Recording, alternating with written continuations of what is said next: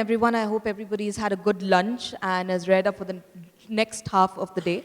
I'll let the panel first introduce themselves, and we'll take it from there to go deeper into the discussion of apps for billions, the do's and don'ts. Yeah. So maybe Samar, you can start off. Sure. So I'm Samar Singhla. I am the CEO and founder of Jugnoo, which is a auto rickshaw aggregation app.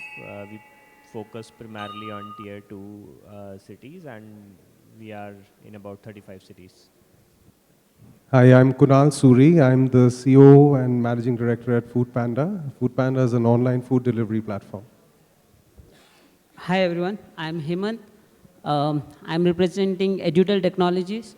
Edutel is one of the largest satellite education company reaching millions of lives today via satellite across 400 centers in India. Good afternoon, everyone. I'm Prashanth. I head product at Knowlarity.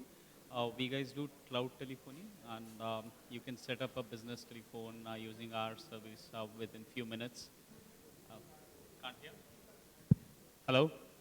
Maybe just hold it closer. Is it better? I think here it now. Good afternoon, everyone. Prashanth here. I head product at Knowlarity Communications. We guys do cloud telephony. So we build telephony solutions over the cloud, and if anyone wants to set up a business telephone, you just have to go to our website and sign up, and you are ready within 30 minutes.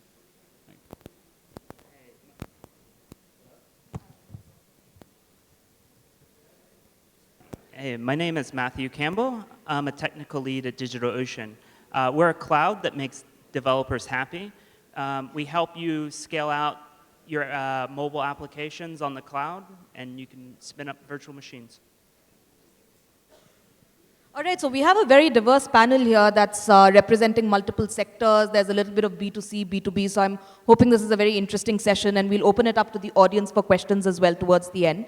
I just wanted to start off the session with a couple of statistics about the Indian market, where that's at right now when you look at mobile apps. So according to reports, I think there's about 213 million Indians who access internet via their smartphones. And smartphone users in India also have the highest usage rates globally. So that's about nearly 3 hours that's spent every day, out of which 1/3 is purely spent on applications. So I think my question to the panel is, what does this really mean for Indian startups entering the app market?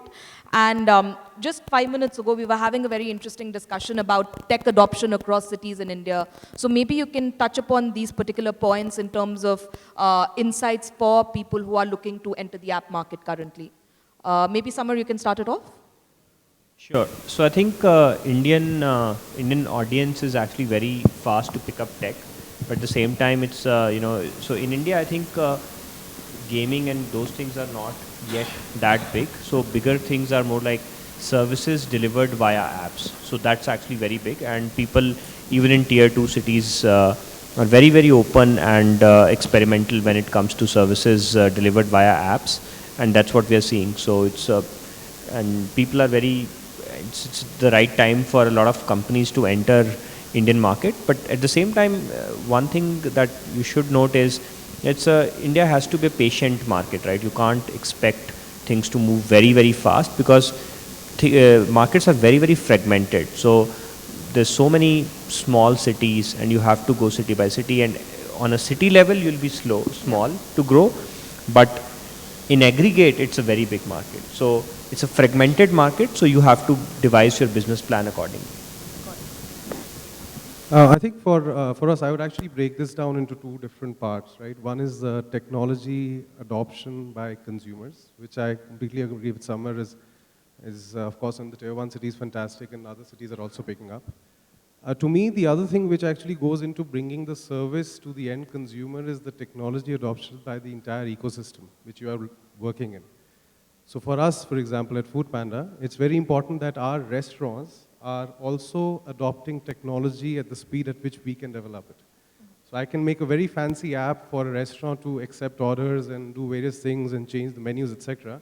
But at the end of the day, the person who's taking the order at the restaurant is not the restaurant manager or the owner, it's an order taker. And educating your ecosystem about technology and how to use it is something which really helps propel you forward to use technology to its best. Otherwise, you can't. And otherwise, you can't deliver the best service to the consumers. Hemant, do you want to add to that? Yeah, I want to add Rohit's point. As he mentioned that education is important in the ecosystem here. So I want to relate it to a story. A few years back when I was preparing for my CA exams, I saw my mom coming out of an auto with hefty shopping bags. And I asked to my mom, no, like, how did you get into an auto? She stayed for a couple of seconds and she's asking me, what happened to you? Are you normal? Like, it's, you know, right? I shout at cabs, I bargain with them, and this is how I get into an auto. Then I said to my mom, let me clear my CA, I'll gift you a smartphone. And even after gifting her a smartphone, I observed she was using only for calls and for selfies and for camera stuff, but she was not using all these apps. So I see there is a segment of people whom we have not touched upon. Their education is the critical factor, has to be built in that ecosystem. All the companies, they should give importance to the education in this sector. Especially when we are talking about billions, education and reaching out to the common people via education is the way to reduce your cost of acquisition of customer as well, I believe. Prashanth, do you have something to add to that? Slightly a different view on this. Foodpanda and Jugnoo, they are in a B2C space where it's very important for them, that the customers are tech savvy. Whereas we are in B2B space and we are kind of riding on this wave, meaning, or we are taking this as an opportunity, meaning a lot of customers are now, a lot of people are used to having apps and they are used to kind of mobile experience, right? So this is prompting us to make our product mobile first, right? So instead of keeping enterprise application, which was prominently a PC centric, we are seeing this as an opportunity to make it a mobile first, and there it is easy for them to adopt for a couple of reasons. One is they are already equipped with a smartphone and they are used to the app-based user experience already. Yeah, I would agree with that. So, I mean, what we've been seeing is that app adoption isn't a problem anymore. It's more, are you solving a problem? If you solve a problem like Foodpanda, like get food to people, like people are going to find your app and install it. We'll find 80-year-old ladies installing apps. I don't think that's a problem. I think it's more just solving a real problem people have. That's actually a great point you make, and I think it leads to my next question as well, which is, we have come to a point where you're saying that mobile phones are perhaps one of the greatest mediums for change that can happen, especially for a country like India, where you have a very large segment of the population, either in the bottom of the pyramid, or low-income populations, or rural populations. So my question is, and mobile apps can do a world of good for them through access to financial services, healthcare services, services that support agriculture, education, even, I would say, good governance from a government's perspective. So how much weightage should startups give to impact when evaluating business ideas while entering the app market? And I think this question was particularly for Samar and Hemanth as well, that was impact a motivating factor at all when you launched in the market? The motivating factor, but actually one of the most important factors that we measure. So what we see is that the driver engagement is actually most correlated to the income impact that we have been able to do. So the more the income impact on the driver side, the better the engagement with the platform. And since it's a supply driven, like supply is the main bottleneck in this problem, so impact is the most important metric we track. At the same time, you know, as entrepreneurs, we never thought of impact as the first thing, to be very honest. But as we go along, what we're realizing is that real businesses are those businesses which actually have impact on a lot of people. Not necessarily on a lower section of the society, but if your impact on some section of society is huge, the business need is validated in that sense. So from that perspective, if you're starting a business and if you think about the impact it will have on people, that is going to be one metric in the macro sense that is going to define how successful your business is. For us, for create, it's always a good feeling factor for us when we are enlightening a rural child, when we are giving him the right education. It's always motivate us. For us, for making small content for 2 minutes, we work around 400 of hours in making that content. Even if we are burning cash for that, it's fine. But for us, it's always that social factor and the good feeling factor which drives us to do all this. I think I'll just add here, I think apart from the social impact, there's another impact which was not, of course, the driving factor to do the business, but this was really impact on the industry at large, right? And so one thing which we realized, for example, is when we started off and we started doing a lot of orders, one thing which is a constant bane in the industry is food quality, right? And while it's not a business critical thing for us, because it's not us who are making the food, we can easily delist restaurants which have bad food quality, but we took it upon ourselves to raise the standards in the industry to really improve food quality. And for that, very recently we've launched something called a food doctor program, right, where we help or we coach, we give expertise through some consultants we've onboarded to restaurants on how to do better procurement, better kitchen operations, better packaging, all in the interest of improving food quality, which is not really business critical, but I think it really impacts the industry at large, and we can't be ignorant to the industry we're functioning in. So I'll come back to that as well, Kunal, towards the end of the discussion. I'm just going to move a little bit towards the fact that since we are becoming, I think that's come across as well, we are becoming an app-dependent country, so to speak, right? So there is tech adoption that's happening across cities, across tiers of target demographic as well. And then we also have issues with the younger population, which is shorter attention spans, unlimited access to, of course, like thousands and thousands of apps that you want to download, install, play with, experiment with. So I think it's also very important for developers to move quickly from, let's say, an idea stage to an implementation stage. But then that comes with the challenge of, let's say, the need for constant innovation versus going to market immediately, right? So my question, I think, is more to Prashanth and Matt here.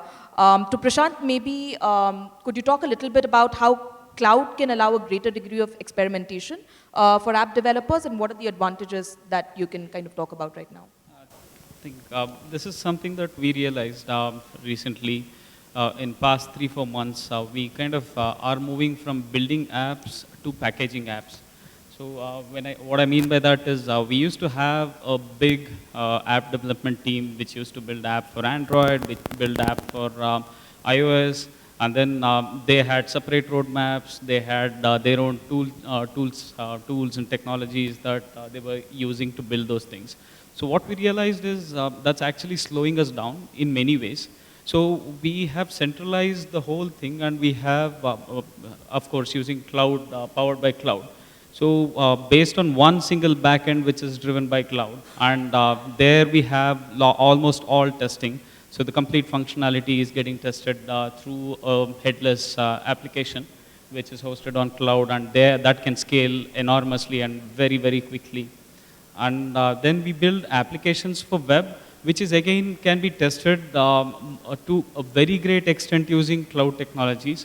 And then when we have to test the application on real devices, there also we use Amazon Cloud Test Platform and other cloud farms. And people who offer such services and make sure that our app quality is good and it can scale when the load increases. So that way we build app and which can be tested in a cloud environment much better, and keep very, very little to be tested by humans, right? And there we package the same app into different flavors of Android and iOS.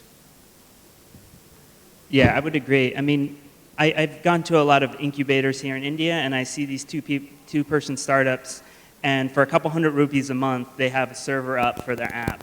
And they can start off small, and then they can grow to as large as this guy is in 60 countries. So I definitely see the cloud as the main enabler for this. Would you be able to give maybe like 3 pieces of advice to developers that what are the things they should focus on to be able to kind of strike that balance between innovation and going to market? Yeah, that's a great question. So I think right now the kind of the 3 big things is don't overscale at start. Just get a user base. If you're having scale issues, that's a really good thing. As far as technologies, everybody should, obviously the cloud is big, but look at container technologies like Docker, and now the serverless technologies like Amazon Lambda is really interesting. And then like what you were talking about, doing your testing in the cloud. API gateways and Lambda, these are something two new technology that all of them should kind of try out. It's very easy, cheap, and fast to kind of build this. Another point that I wanted to raise is that at this juncture in India, I think about 80% of the apps which are being downloaded are global apps. So what do you think is the scope for local apps as well as, let's say, regional language-based apps as well, that's really kind of hitting specific target demographics within the diverse, like I think Samar, you said at the start, right, you have to be very patient with the Indian market, it's very fragmented, it is very diverse, so how can you kind of tackle that challenge, and do you think that there is a scope for local regional apps, and could this be the next big thing for India then? Sure. We are a two-sided marketplace. Because of that, we have to cater to drivers and to customers. So on the customer side, the flow is fairly simple. So it's not really very challenging. The language issue is not a big deal. But on the driver side, because the whole communication, almost the whole life of our drivers revolves around that app, because of that, language becomes very important. So that's super critical. At the same time, from a localization standpoint, I think culturally also there are a lot of factors from which change from region to region. So for example, in Kerala, there are these stands where people prefer to stand. So almost every market, if not at a city level, at a state level, is completely different from a localization perspective, which is more process localization. And so yeah, it's very important. And I think it's one thing where Indian companies can do better because they are much more detailed and they can actually go much more granular in their approach and go to the grassroots of the country. And if they have to compete with international companies, I think this is one differentiation that they can do. It'll be interesting to get your insight on this as well, maybe. I agree with Samar here. I think from a customer perspective, there's still a large market which is functioning on English, and most of the technology-friendly people are on that. Yes, eventually, as we move towards, you're already in a lot of cities, but as we start focusing far more on tier 2 cities, this may become something which is relevant. But it is far more relevant today from our, again, I bring back to our ecosystem, our restaurants. The people who are interacting with our product on a day-to-day basis in the restaurant are not necessarily educated. It's a simple order taker in a restaurant who's used to earlier taking orders on a little parchi, right, with a pen.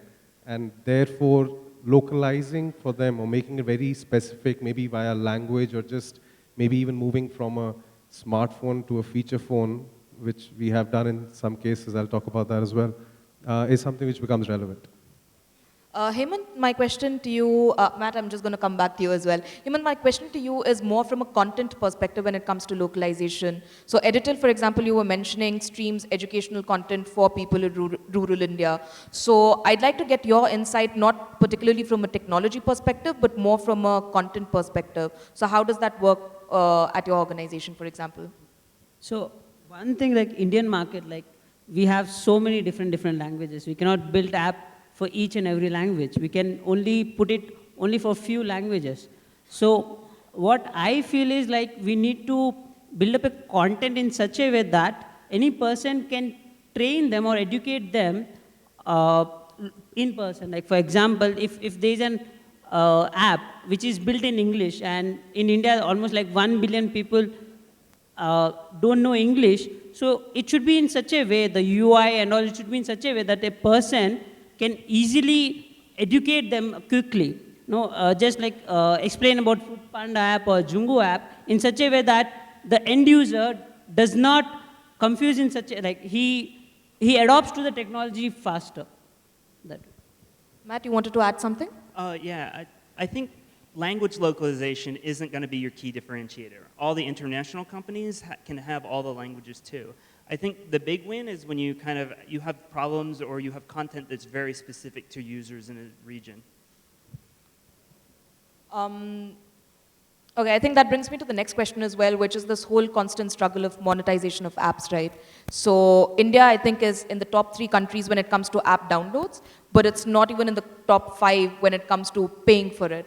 So what can companies do to be able to kind of pivot that mindset? So is it more the mindset itself, or how can startups engage better with the customers to be able to shift them to a paying model? So, This question is to the panel. sure. So I think if you take, Vodafone's example, right? Vodafone's free cash flow has actually surpassed UK. So in that sense, it's an example, and I think app models will be similar. That you cannot expect the same kind of margins or ticket sizes from India. That will never happen. I mean, for a long time to come. But at the same time, the volumes are such that you will make money eventually. So I think Indian companies just need to be patient and learn to work with razor thin margins and build scale, build volume. It's not going to be overnight, but at the same time, I think it happens. If you look at telco, I mean, telco is generally a decent indicator of how things will move in app, because VAS is very similar to how app monetization happens. So, and that is happening. So telcos have started to make money, even though margins are razor thin. Still, there is money to be made because of volume. Prashanth, you wanted to add something? Yeah, I mean, I know a few guys who few apps who kind of closed down because of unwillingness of people to purchase through applications, right? And this was few years ago.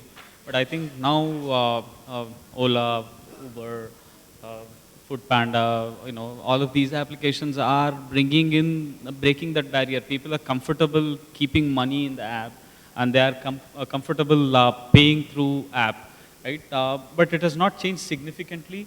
But wallets especially, where you can cap on how much you can keep it in your app, for sure that they can't take anything more than what you have kept. Those things are changing the mindset a bit. But as Samar said, this is kind of a cultural change which does not happen overnight. And we still like to go and buy pay 40 rupees and buy a DVD rather than going and watching a movie in theater, right? So it's a cultural thing, and it's going to take time to change. But I think people are more ready to change now than before. I think my last question is towards Kunal, which is, so online food ordering has definitely become like a flourishing market. There's a lot of numbers that says it's going to continue to be on a growth pattern. My question is that it is a very difficult market to be in, right? So there are practical challenges, right from logistics to investment in a technology platform to issues of food safety. So, and the fact that the market actually abounds with a lot of innovations and ideas that continue to come up as well. So what does it take to stay successful in the market, and where do you see it heading in the next 3 years? I think there are some challenges in the market. As I mentioned, I think there's one set of entire challenge which is on the restaurant base, right? Which we are trying to overcome through restaurant education. One set of challenge which I think it's not necessarily a food tech problem, but it is probably for all others, is that our network coverage is just bad, right, across the board. So we have a very fantastic app called Urban Ninja. This is it's a two-way optimization app which identifies where to pick up the food from, where to deliver it, and it selects the best possible rider to do it. And we developed this globally, and when we launched it in India, it failed. The reason it failed is that it required a 3G network to run. We all know how that works. So we actually had to change this entire app and make it such that it moves between data services and SMS, so that it can keep moving across different areas in the country. Otherwise, it's just impossible to function. So some of these infrastructure challenges impede our logistics because we are on the ground a lot. There's nothing which we can do about it, and we're hoping that the infrastructure facilities pick up more and these things become better. As a market per se, food tech, I think you asked where I see in the next 3 years. I think we're literally just scratching the surface right now. There are companies in significantly smaller countries which are doing at least 5 times the orders the entire industry is doing in India. I think our scope is tremendous, the potential is huge, and it's about just being there, playing the game right, making sure you're focusing on customer experience so you start building up that base of customers, which is happening now. I would have loved to actually deep dive into more sectors and kind of get some concluding thoughts, but I think that's the end of the session as well. Is it open to questions from the audience? Got it, good. So if you have questions for anybody from the panel, please feel to just catch them outside at the end of the session and ask them your questions as well. Thank you so much, guys. This was really, really good. Thanks, Thank you. everyone. Thanks a lot.